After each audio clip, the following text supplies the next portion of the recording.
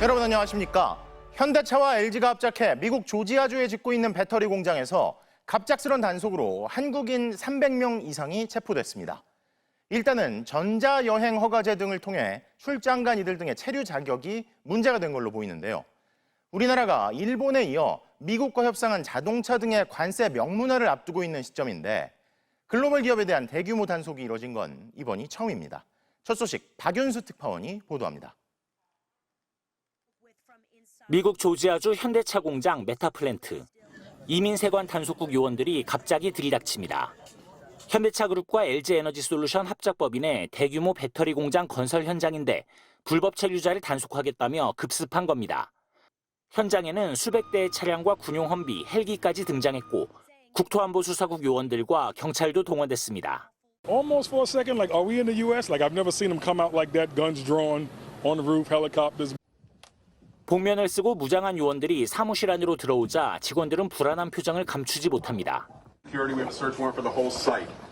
We need construction to cease immediately. We need all work to end on the site right now. 단속국은 현장 직원들을 길게 줄 세우고 한 명씩 신분증과 비자 등을 조사한 것으로 전해졌습니다. And you just had to wait your turn, give your ID, let them do the background checks, and when they told you to go, you had to go. 단속을 도운 미국 주류 담배 총포 담당국 애틀랜타 지부는 불법 체류자 약 450명을 체포했다고 밝혔습니다. 그런데 체포된 사람들 가운데 한국인이 무려 300여 명에 달하는 것으로 확인됐습니다. 현지에서 채용된 한국인도 있지만 한국에서 현지로 출장 간 본사 직원과 협력업체 직원들도 대거 포함됐습니다.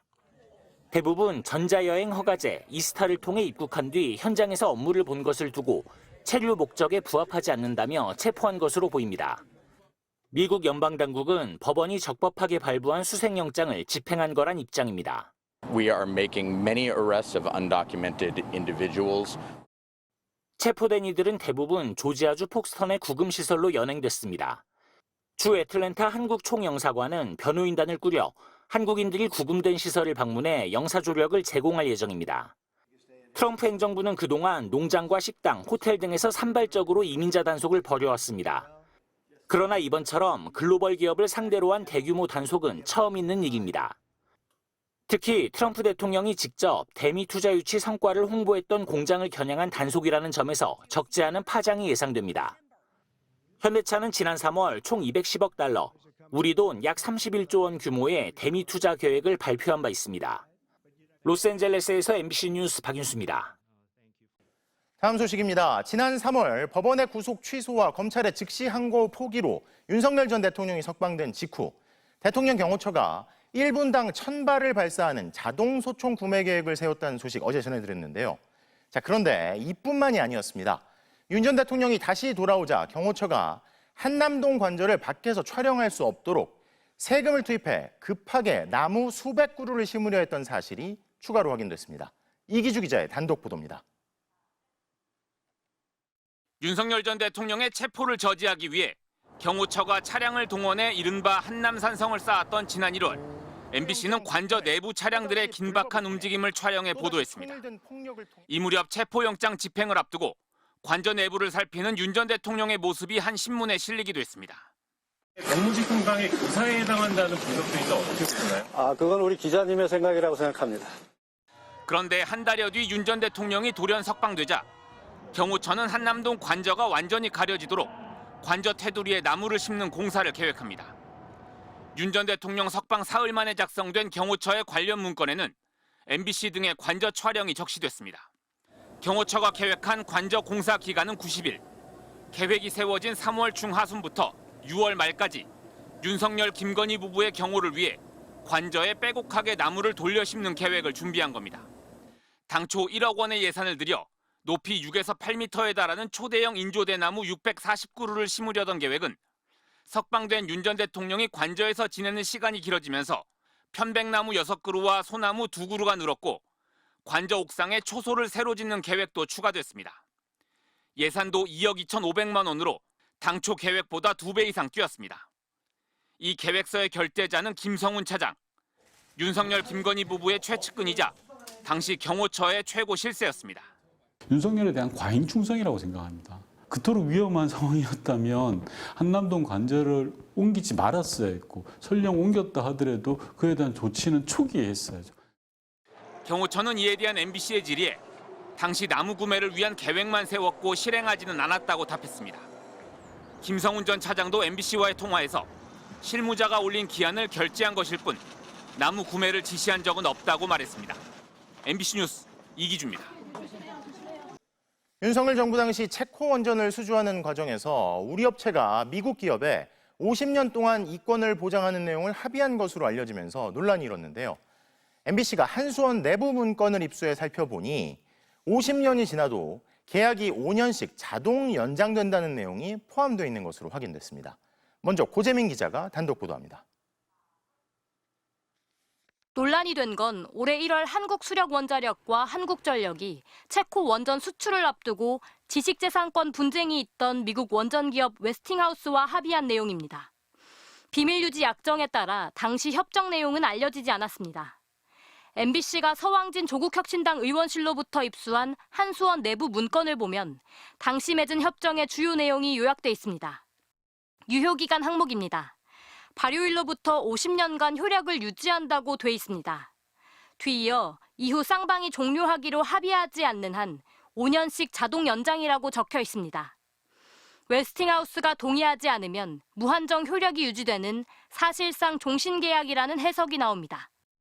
50년도 과하다 뭐 이런 얘기들이 굉장히 많이 됐는데 50년 플러스 알파가 더 있더라. 실상 거의 무제한으로도 갈 수 있는 가능성이 있다. 불공정 비판이 나왔던 협정 내용도 재확인됐습니다.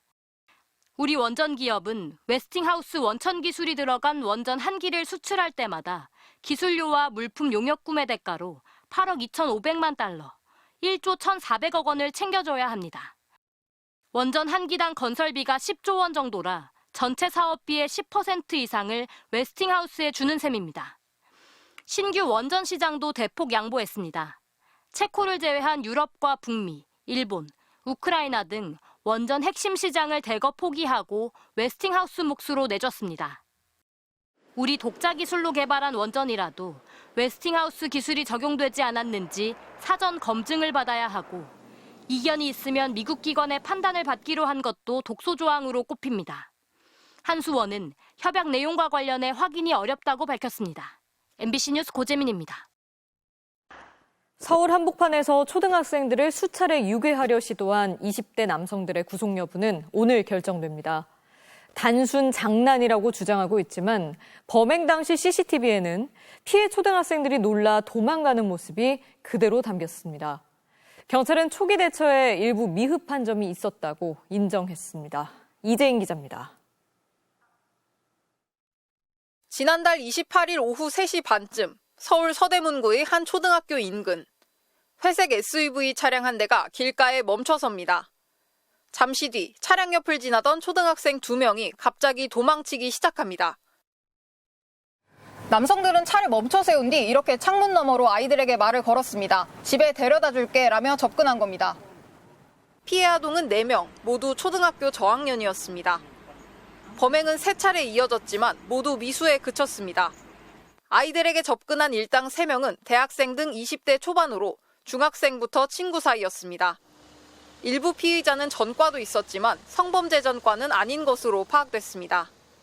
경찰은 범행 차량 추적을 통해 다음 날인 9월 3일 피의자 3명을 모두 긴급 체포했습니다. 경찰은 초기 수사에 일부 대처가 미흡한 건 인정했습니다.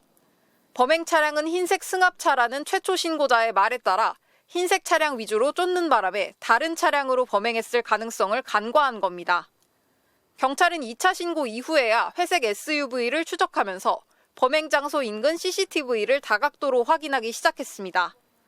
최초 신고된 피해 아동 옆에 범행 차량이 4초 정도 멈춰서 있던 모습도 뒤늦게 확보했습니다. 범행에 적극 가담한 피의자 2명에 대한 구속영장 심사는 오늘 열렸습니다. 이들은 아이들이 놀라는 것에 재미삼아 했다면서 차에 태울 의도는 없었다고 경찰에 진술한 것으로 파악됐습니다. 유괴할 의도 있었습니까? 왜 3번이나 범행 반복했습니까? 학부모들 불안감은 큽니다. 좀 더 조심하게 되는 것 같고 또 서울 한복판에서 이러니까 많이 불안해지는 것 같아요. 서울시교육청은 저학년 학생들은 등하교 시 보호자가 동행하도록 해달라면서 일선 학교에는 주변 순찰 강화를 주문했습니다. MBC 뉴스 이재인입니다. 문경세제가 있는 경북 문경의 주흘산에서 케이블카 개발 사업이 진행되고 있습니다. 이곳은 개발을 금지하는 생태자연도 1등급 지역이었고 사냥 같은 멸종위기 야생동물도 살고 있는데요. 어떻게 개발 허가가 날 수 있었을까요? 류현중 기자가 단독 취재했습니다. 문경세제로 유명한 경북 문경의 주흘산. 곧 케이블카 상부정류장이 생길 해발 1000m 예정부지에 올라가 봤습니다. 울창한 숲 사이로 수풀이 듬성듬성한 곳이 보입니다. 원래 이곳은 생태적 가치가 뛰어나 보전을 우선해야 하는 생태자연도 1등급 지역이었습니다. 그런데 재작년 갑자기 나무를 베어내는 숲 가꾸기 사업이 진행됐습니다. 숲 가꾸기 당시 베어낸 것으로 보이는 나무들이 한가득 쌓여 있는데요. 성인 몸통만한 나무들도 여러 눈에 띕니다. 나무를 베어낸 문경시는 몇 달 뒤 생태자연도 재평가를 신청해 2등급을 받아냈습니다. 이후 케이블카 사업엔 탄력이 붙었습니다. MBC가 입수한 문경시의 당시 신청서에는 숲 가꾸기에 따라 교란된 식생 형태가 나타났고 멸종위기 야생생물은 확인되지 않았다고 적혀 있습니다. 취재팀이 직접 상부정류장 인근에 설치된 무인 센서 카메라를 확인해봤습니다. 머리에 2개의 뿔과 목 아래 뚜렷한 흰색 반점. 멸종위기 야생생물 1급 사냥이 수차례 포착됩니다. 야간에 찍힌 것도 있고 낮에 찍힌 것도 있고 해서 이 근처를 좀 자주 왔다 갔다 하고 여기서 서식한다고 볼 수 있을 것 같습니다. 상대적으로 까다롭고 시간이 오래 걸리는 본안 환경영향 평가도 꼼수로 피해갔습니다. 문경세제 개발 사업을 케이블카, 하늘길, 리조트 건설 등으로 쪼개 간소화된 소규모 환경영향 평가만 받은 겁니다. 소규모 환경영향 평가로 약식으로 진행을 해서 통과가 된 사업입니다. 시민들의 어떤 동의 절차라든지 시민의 의견을 수렴하는 과정 없이. 신영국 문경시장은 대구지방 환경청장을 지낸 환경부 고위직 출신으로 이 분야 전문가입니다. 편하게 해서 환경영향 평가를 피하기 위해서 했다고 해도 좋습니다. 그런데 그것이 불법인가요? 환경단체들은 지금이라도 정확하고 제대로 된 환경영향 평가가 이루어져야 한다며 환경부의 재심의를 요구하고 있습니다. MBC 뉴스 류현주입니다.